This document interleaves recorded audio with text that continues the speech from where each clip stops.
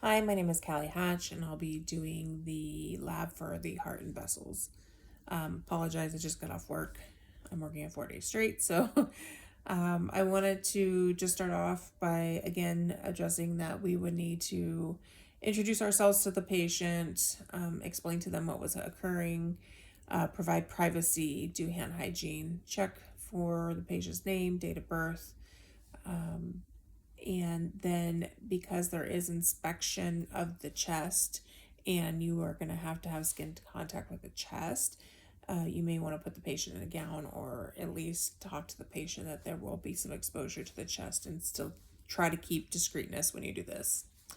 So after performing hand hygiene and verifying the patient, I would go ahead and just inspect the area. Now, as the lab indicates, you want to check the precordium, the area on the anterior chest directly overlaying the heart and great vessels for visible pulsation or heaves. You also may want to look for a pacemaker. So a lot of times you'll see the pacemaker sticking out here, or a scar. Sometimes they're not as visible. And some of them now, when they put them in, it's a little tiny insert they do through like the groin or through the wrist where they can put it in and it's in there and you won't even know. But you can ask them, like, have you had a pacemaker placed, or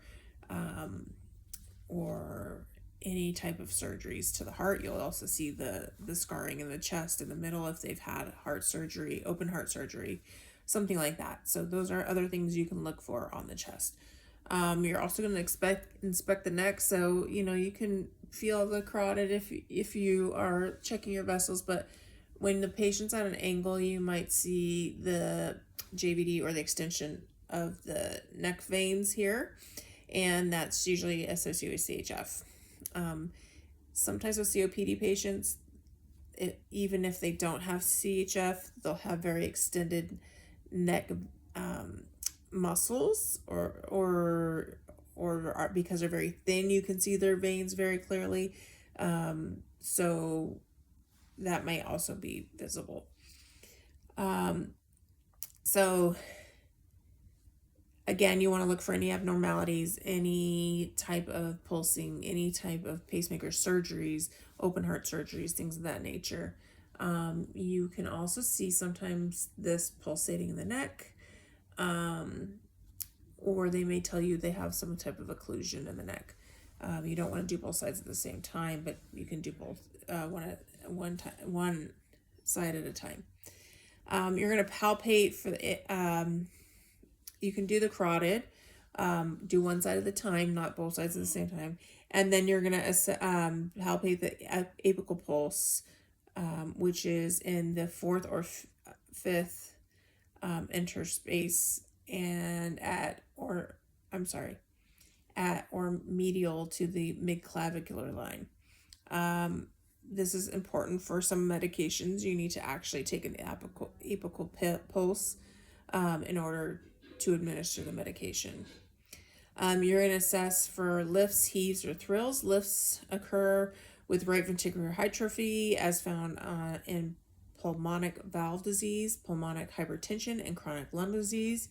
You feel a diffuse lifting impulse during systole at the left lower sternal border. It may be associated with retraction at the apex because the left ventricle is rotated posteriorly by the enlarged right ventricle. A thrill in the second and third right interspaces occurs with severe aortic stenosis and systemic hypertension. A thrill in the second and third left interspace occurs with pulmonic stenosis and pulmonic hypertension. So again, with these here, you don't want to see any pulsating. The apical pulse is going to be here. The heart sounds are described by frequency or pitch. The heart sounds are described as a high pitch or low pitch, although these terms are relative because all are low frequency sounds and you may need a good stethoscope to hear them. You want to talk about the intensity or loudness, loud or soft, the duration, very short or for heart sounds. Silent periods are longer, so that's like with AFib. You might hear a pause specifically. Timing, like systole or diastole, or diastole. Sorry, I'm tongue tied. I apologize. You're going to auscultate the heart sounds. So, with your stethoscope, you're going to have, sorry if this is backwards because of the filming, I apologize. You're going to do the opposite of the heart. So, on the left side, I'm sorry, on the right side, right sternal, second intercostal space. Your pulmonic area is going to be the left sternal, second intercostal space, so right across. Erb's point is left of the sternum at the third intercostal space. Tricuspid is right below that in the fourth intercostal space. And the mitral area is fifth intercostal space, mid-clavicular line. So usually right under the nipple line. Your second right intercostal space shows the aortic valve, or you can hear the aortic valve. The second left intercostal space, you can hear the pulmonic valve. And left lower sternal border is the tricuspid valve that you're hearing. And the fifth intercostal space at around left midclavicular line is where you hear the mitral valve. So that's why it's called the mitral area or the tricuspid area. The first heart sound occurs with closure of the AV valves and thus signals the beginning of systole. The mitral component of the first sound, M1, slightly precedes the tricuspid component, T1, but you usually hear these two components fused as one sound. You can hear S1 overall, the precordium, but usually it is the loudest at the apex. The second heart sound occurs with closure of the semilunar valves and signals the end of systole. The aortic component of the second sound, A2, slightly precedes the pulmonic component, P2. Although it is heard over all the precordium, S2 is the loudest at the bases.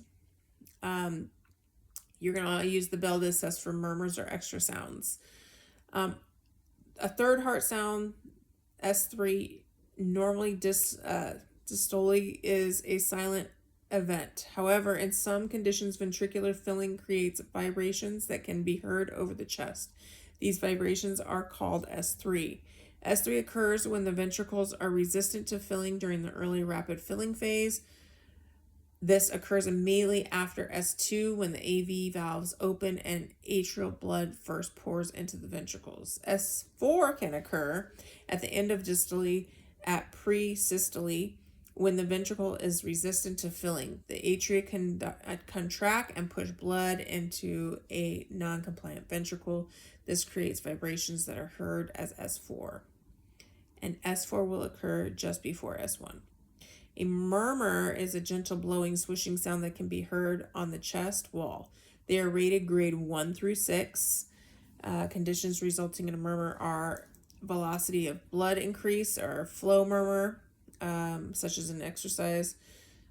Viscosity of blood decreases in anemia. Structural defects in the valves, like a stenosis or narrow valve, or an incompetent or regurgitant valve, or usually openings occur in the chambers, dilated chambers, septal defects. I hear minor murmurs, and sometimes these are considered not crucial, but I've had murmurs that are so loud that it is inevitable, like that there's an issue and that this is going to be a problem. I had a patient once tell me, oh, I've been told I have a murmur, but I don't think it's that big of a deal. I've heard murmurs aren't that big of a deal. And I literally put my stethoscope on her, put it on her chest, and she went, oh, wow, that's really loud. She has no medical training and could indicate that that was not a normal sound. So murmurs can be very faint at a lower grade, or they can be extremely loud and very obvious, and that is usually when intervention is a necessity. Your early systolic is you can hear ejection clicks. The ejection click occurs early in systole at the start of ejection because it results from opening of the semilunar valves in the presence of stenosis. There's also an aortic ejection click, which is heard at the second right interspace and apex and may be loudest at the apex. The pulmonic ejection click is best heard in the second left interspace and often grows softer with an inspiration. Mid-late systolic or mid-systolic mitral click is associated with mitral valve prolapse, sudden tensing of the valve leaflets, and the chordae tendineae creates the click. The sound is short, high-pitched with a click quality. It is best heard with the diaphragm of the apex, but also may be heard at the left lower sternal border. The click usually is followed by a systolic murmur. The click and murmur move with postural changes. Mixed systolic click, which is associated with mitral valve prolapse, is most common. Inflammation of the pericardium gives rise to a friction rub. The sound is high-pitched and scratchy, like sandpaper being rubbed. It is best heard with the diaphragm, with the person sitting up and leaning forward and the breath held in expiration. A friction rub can be heard any place on the pericardium, but usually is best heard at the apex and left lower sternal border, places where the pericardium comes in close contact with the chest wall. Timing may be systolic and diastolic. When you are listening to the carotids, you're listening for the brutes using the bell. The carotid artery is located in the groove between the trachea and the sternmastoid muscle, medial to the and along the muscle.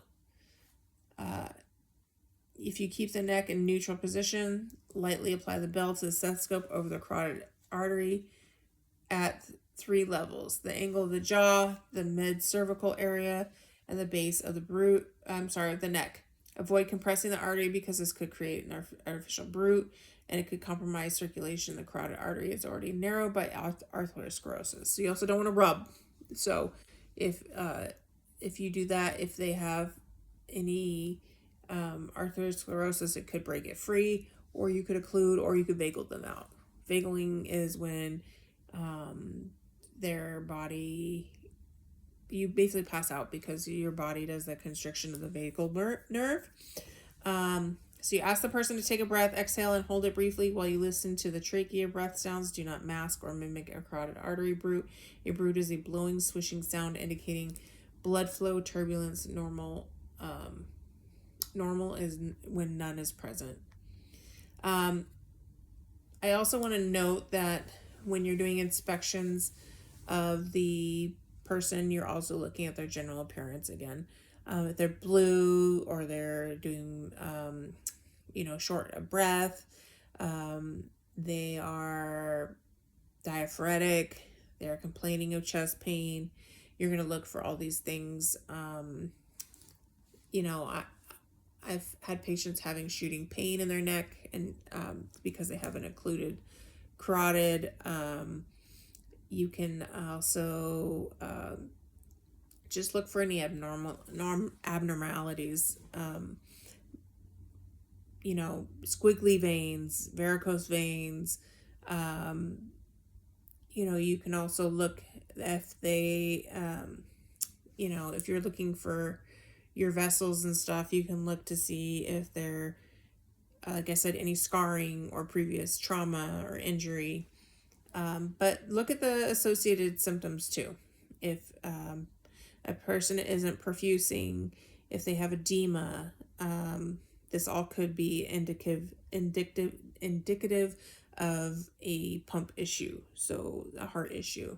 So make sure you're assessing other areas of the body as well that could be affected by this, including fluid in the lungs from backup from the left side of the heart, or edema. If you have the JVD, it's usually right-sided. The edema in the body is usually right-sided. Left, I've always been taught left to lung, right is the rest, like right in the is the body. But those could all be indicative of CHF. So it's not just an assessment of vessels, it's also those things that those vessels could affect. That's it for me. Thanks for bearing with me. I apologize. I'm trying to stay better on track and keep things flowing. If you have any questions or you want to pick my brain at all, I can't think right now. I just got off a really long shift. So just write me in the comments, and I'm always open to share any experiences. Thank you so much. Bye.